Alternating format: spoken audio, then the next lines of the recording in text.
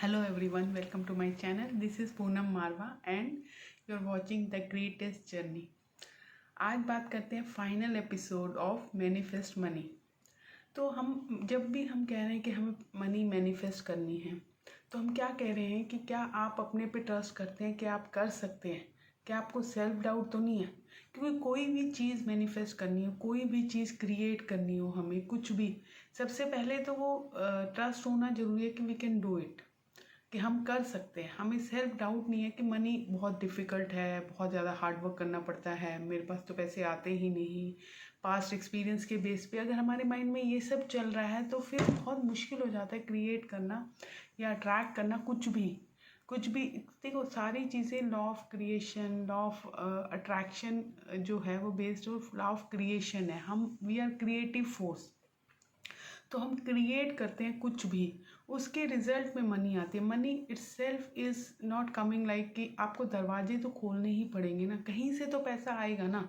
आप खुद सोच के देखिए, अगर आप बैठे, आप सिर्फ बैठ के सोच रहे हैं कि I will attract money, I will attract money, और क्या वो आ जाएगा? कोई दरवाजा अगर खुलने, किसी रास्ते से तो आएगा। आपके बैंक अकाउंट में भी पैसे आएंगे तो कहीं से तो आएंगे ना, किसी कोई आपको देगा, या कोई आप प्रोडक्ट सर्विस बेचोगे तो आएंगे, या आपको कोई हेरिटेज मिलेगी, कहीं से तो आएंगे ना। वो दरवाज़ा तो आपको खोलना पड़ेगा ना। बहुत सारे लोग वो नहीं सोचते कि जब भी लॉ ऑफ अट्रैक्शन कर रहे होते हैं कि दरवाज़ा अगर कोई खुला नहीं है, अगर मनी आना भी चाहती है, फ्लो भी करना चाह रही है आपकी लाइफ में, तो कहाँ से आएगी? अगर आप कई बार, बहुत बार होता है कि हम एक दरवाज़ा खोलते हैं और बहुत ज़्यादा एकदम से abundance we create, money we create, तो पर वो दरवाज़ा तो हम खोलते हैं तभी होता है ना। नहीं तो अगर एक दो बार इधर उधर से आ भी गई, कुछ बैंक कुछ पेंडिंग था, कुछ इनकम टैक्स का पेंडिंग था, जैसे बहुत सारे लोग दिखाते हैं, तो एक या दो बार, फिर उसके बाद, तो अगर आप एक डोर खोलते हैं, चाहे वो आप कोई भी क्रिएट कर रहे हैं, स्टार्टअप है, कोई बिजनेस है, कोई जॉब है, कुछ भी, डोर खोलना बहुत ज़रूरी है। और उस डोर के थ्रू फिर अपनी क्रिएटिव फोर्स को यूज़ करना बहुत ज़रूरी है। Create, we all have got law of creation, creative force है हम creative energy, we can create. तो क्रिएट करो, जब क्रिएट करो तो don't create only through mind, क्योंकि माइंड में वो एनर्जी नहीं है। माइंड ब्लूप्रिंट तो बना सकता है, पर जो जो भी हमें वो चाहिए, क्रिएशन की एनर्जी, वो लव है, वो हार्ट से आती है। तो अपने हार्ट को साथ में लेके क्रिएट करो, और माइंड को सिर्फ यूज़ करो कि कैसे क्रिएट करना है। अगर कुछ प्रोडक्ट सर्विस बना रहे हो तो कैसा होना चाहिए, पर always stay at your heart. Okay, तो फर्स्ट, अगर आपको ट्रस्ट है, पहले वो सेल्फ डाउट क्लियर करिए, ट्रस्ट लाइए कि हाँ, मैंने बचपन में भी, आप कोई भी रेफरेंसेस ले लीजिए, अगर आपका माइंड बोल रहा है कि हाँ, I have created, I can create it easily. Okay, अब नाउ, और ऐसा ही है कि ऐसा कोई भी चीज़, मनी या कुछ भी क्रिएट करना मुश्किल नहीं है। प्रॉब्लम ये नहीं है कि मुश्किल है, these things are easy, but problem is कि हमारे अंदर इतने सेल्फ डाउट है, हमारे अंदर इतने ट्रॉमाज हैं, हमारे अंदर इतने गिल्ट है, शेम है, हमारे अंदर ही ब्लॉकेज है, बहुत ज़्यादा एनर्जी की ब्लॉकेज है, और हम उसके लूप में घूमते रहते हैं। जब एनर्जी ब्लॉक होती है तो क्या होता है कि हम लूप में घूमते रहते हैं। हम कुछ करने भी जाते हैं तो फिर हम दूसरी तरफ चले जाते हैं कि नहीं नहीं, मैं नहीं कर सकती, नहीं कर सकता, या ये हो जाएगा, वो हो जाएगा, तो हम उन लूप में फंस जाते हैं। और instead of focusing our energy towards creating something, we are getting stuck in the loop. तो हमारी सारी एनर्जी वहाँ यूज़ होती रहती है, वेस्ट होती रहती है, और हम कुछ भी नहीं कर पाते, कुछ आगे नहीं बढ़ पाते। दूसरी चीज़ ये है कि क्या हम अपने को हील कर रहे हैं? जो भी हमारे एक्यूमुलेटेड चीज़ें हैं, जो भी हमारे अंदर है, उनको हील करो, उनको लेट गो करो, फॉरगिव करो। जितनी ज़्यादा एनर्जी अंदर कम स्टक होगी, उतना बाहर क्रिएटिव फोर्स की तरह यूज़ होगी। एनर्जी तो वही है ना, और एक्सपैंड करो अपनी एनर्जी को। तीसरी चीज़ है कि हम अपने को सुनना शुरू करें कि हम कहाँ क्या करना चाहते हैं, क्योंकि जब अगर हम अपने दिल से चलते हैं कि जो हम खुद दिल से क्रिएट करना चाहते हैं, तो वहाँ हमें कोई डिस्ट्रैक्ट नहीं कर पाता, हम सारी अपनी एनर्जी वहाँ लगा देते हैं, और तभी बहुत सुंदर क्रिएशन होती है। दूसरी चीज़ है, यूनिवर्स भी हमें हेल्प करता है, हम को क्रिएट करते हैं। तो जब यूनिवर्स हमें हेल्प कर रहा है कि हम यूनिवर्स को सुन रहे हैं, हम खुद को सुन रहे हैं, हम ट्रस्ट कर रहे हैं, हम हील कर रहे हैं, ये सारी चीज़ें जब हम करते हैं तो हम फ्री हो जाते हैं अपनी स्टक एनर्जीज के साथ। Then we can focus on creation, we use our creative force to create, to give service to others, and then money flows.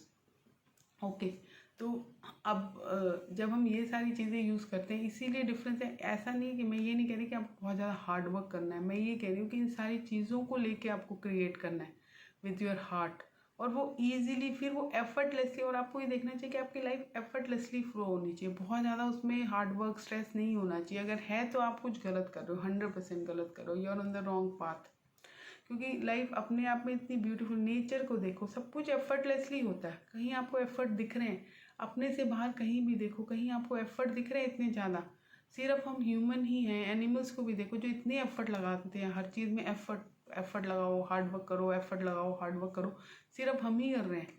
बाकी आसपास देखो तो नेचर को देखो, हम रेफरेंस तो कहीं से लेना चाहिए ना, कि कहाँ से हम रेफरेंस ले रहे हैं, कि कहीं है इतना हार्ड वर्क, कोई चीज़ इतना हार्ड वर्क कर रही है, नेचुरली फ्लो हो रही है, सब कुछ नेचुरली फ्लो हो रहा है, रिवर इज फ्लोइंग नेचुरली, सब कुछ नेचुरली फ्लो हो रहा है।